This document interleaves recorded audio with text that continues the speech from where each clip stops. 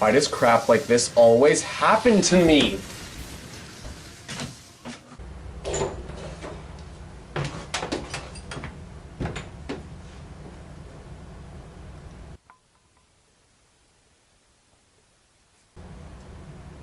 Holy switch!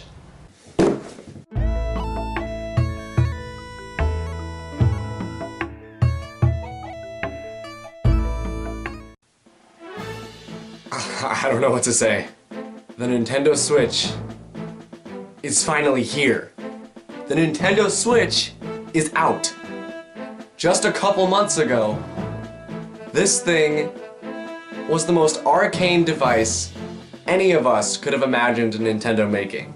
It's a console that you play at home and then take on the go. It had everyone confused. Everyone was. We were like, is it a console? Is it a handheld? Like, we weren't really sure. But now we know. I've always personally been pretty optimistic with the Switch, but I know a lot of people who really thought it was going to be a flop and that Nintendo was kind of wasting their time. But now that it's in my hands, and now that it's in the world's hands, really, we can all see that it's going to have a bright future. Like a really bright future. And it's just as advertised, really. There's nothing to miss out on. There's literally nothing to miss out on. You have the thing, you have the screen, you have the handheld thing on the Switch. You have the little port over here. And then you just take the controls off. You take the Joy-Cons off. You're done. It's as simple as that. And then you can put up a kickstand and play like this. And although these things are really small, they're just really comfortable, and this thing is just ridiculous. I don't know what to say about it, really. And that's why the rest of the video is scripted. So now, let's talk about the Nintendo Switch. Let's do this. Ah, the Nintendo Switch. This console was a complete mystery to us a year ago, and it went under the title of the NX. But then a couple of months ago, we were given the first look at the Switch, and everyone was on their feet just waiting to see what came next, and Nintendo was ready to supply. Unlike with a certain old Nintendo console remaster. Anyway, Nintendo gave us tons of information about this thing so quickly it was overwhelming, and Nintendo fans ate it right up. We were all so excited yet so pleasantly confused and intrigued that Nintendo had us begging for more. Then the final weeks came to a close, and on March 3rd, 2017, the Nintendo Switch was released to the public, and I was lucky enough to snag a pre-order. I mean, I did want the red and blue Joy-Con version, but the pre-orders for those units sold out faster than Sonic Boom died. Yup, I'm not sorry, I went there. In the weeks before the Switch's launch, you couldn't take one step without finding someone who had something to say about it. It's either you were hyped as hell for it, or you were sworn to skepticism. People either thought it was going to be godly, or it was going to be the Nintendo Vita. At this point, the only thing we could do was wait. Me, having a one-way ticket in first class on the Nintendo Switch hype train, meant that I was so ready for this thing's release. In the last week before its launch, I was shouting to everyone I know about the Switch's launch. I was spreading news of the Switch's release like Shigeru Miyamoto was the god of my religion and the release of the Switch is the second coming of Christ. Then that last Switchless Thursday passed, and the Switch was in our hands. The actual release for this console, let alone the pre-orders, was explosive. In the first 2 days of its release, more units were sold than the first 2 days of the Wii's release, basically making this Nintendo's new money printer. The Switch has been met with much praise, and Nintendo's new jump into the console game has a strong future. But there are some downsides to the Switch. The console itself is a screen with two controllers called Joy-Cons that can be attached to the sides of it, can be attached to a grip so they can act as one controller, or can be used separately.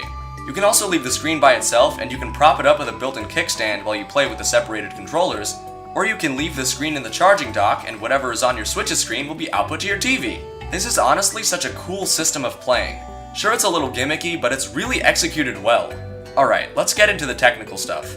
The Switch itself outputs 720p, which is pretty powerful for a handheld, and when connected to a TV, it outputs nearly 1080p. Not entirely, but almost that. As for overall power, the Switch has some.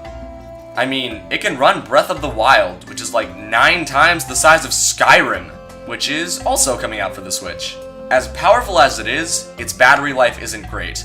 You can only keep your Switch alive for 2 to 3 hours of Breath of the Wild at max brightness. Then you have to either dock it or whip out your charger. Speaking of charging, like Wii remotes, the Joy-Cons for the Switch need to be charged as well. They automatically charge when put on the sides of the Switch screen, and that's it. You can buy a charging grip alongside the Switch, but you need to have it plugged in for it to actually charge the Joy-Cons, so you're better off just using a normal grip and switching Switch puns back to the screen when you need to charge them. But that really shouldn't be a problem, as they have 20 hours of battery life, and I haven't had one of my Joy-Cons die on me once. In other words, they barely outlive a fly. Wow, that sounds crappy. The Joy-Cons themselves are ridiculously comfortable. Although they are pretty small, they are able to fit into your hand really well. I do know some people who think the Joy-Cons are a bit too small, and I'm probably a little biased because I don't have the largest hands in the world, but overall they are pretty comfortable. Also, the matte finish on them makes them feel really nice and smooth. I honestly thought the Joy-Cons were made of smooth rubber when I first saw them, which in hindsight would have been kind of weird, in fact really weird. Imagine a controller made of the same rubber as those transparent grips for Wii remotes. Not so sure how comfortable that would have been, but yet again those things are kind of comfortable, and where am I going with this? The whole Switch package with all of the accessories it comes with is really well put together. It comes with the Switch, 2 Joy-Cons, the black wrist strap attachments for them, a Joy-Con grip, the dock, an HDMI cable, the power cord / charging cable, and that's about it. By the way, all those people who are saying that a Pro Controller is necessary, ignore them, because the Joy-Con grip is perfectly functional and perfectly comfortable. Unless you want to be a pro gamer, then just ignore the Pro Controller and its ridiculously high price tag. Those previously mentioned things are all you need to fully enjoy the Switch, although a screen protector and maybe a carrying case are a little necessary, because this thing can be scratched really easily. It has a plastic screen and it's easily susceptible to the tiniest of scratches.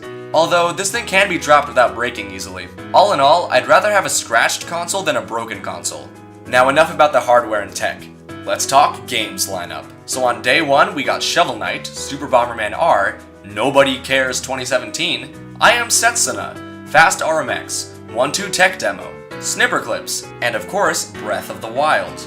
This is not the smallest lineup in the world, but it's small enough to make the Switch not really worth getting at launch unless you really want Breath of the Wild, or if you want to be one of those people to get it really early. There wasn't even Virtual Console on launch day, which is kind of shameful. But Nintendo clearly has a plan. Although the lineup is small now, there's progressively going to be more and more titles releasing for the Switch. Mario Kart 8 Deluxe in the spring, ARMS also in the spring, Splatoon 2 in the summer, Skyrim in the fall, and Super Mario Odyssey in December, alongside Virtual Console releases and other online games of the like. The Switch isn't really worth getting right now, but in a month or two, this thing is going to be huge and packed with great games. That's about everything I can say about the Nintendo Switch. Yeah, there's still some questions we all have about Nintendo's new online service that they're releasing, upcoming games, and the future of their console, but at this point, we'll just have to wait and see. Thank you guys for sticking around, and I'll see you guys in the next one.